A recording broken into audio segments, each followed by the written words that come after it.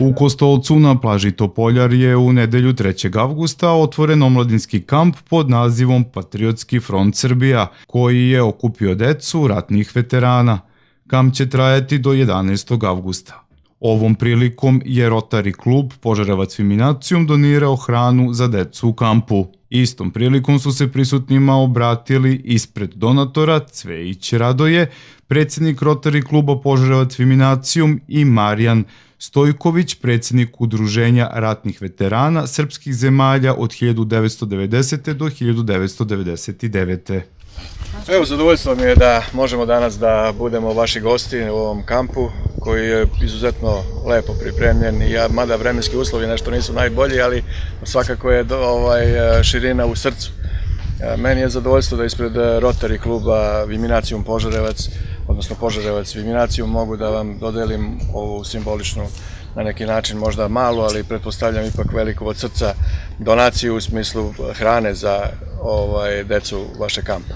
I ja mogu samo da u ime Rotarija, jedne internacionalne organizacije koja se bavi na neki način služenjem svom okruženju od ljudi koji to mogu i hoće, tako da taj poziv ostaje upućen i svim članovima naše zajednice i mislim da ova saradnja svakako može da bude uspešna i može da bude još uspešnija, ali u svakom slučaju meni je drago da imamo ova vedra lica mladih ljudi iza nas. U ime organizacionog odbora Kamp Sabor 2014. godine, Kostolac, plaža Topoljar, iskrenu zahvalnost dugujemo Rotary klub Požarevac Viminacijum, koji su se ovog puta po prvi put, a nadam se i ne zadnji put, uključili u projekat kampa koji mi već organizujemo 5 godina za redom u Apatinu, a na teritoriji Braničevskog okruga, odnosno Požarevac, 2. godina. Prošle godine je bio u Požarevcu na Tulbi, ove godine plaža Topoljar Kostolac i moje iskreno zadovoljstvo da i ovog puta, znači, klub Rotary sa nama počinje jednu veoma ozbiljnu saradnju.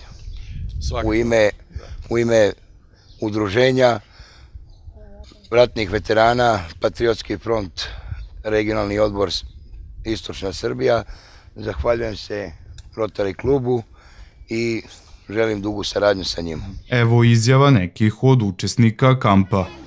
Ovo mi je prvi put, ali sam zaista oduševljena načinom rada ovog kampa i mislim da ću zasigurno da se prijavim sledeće godine. Bio sam na kampu koji se najduže duže u Apatinu, a on je već 5. međunarodni.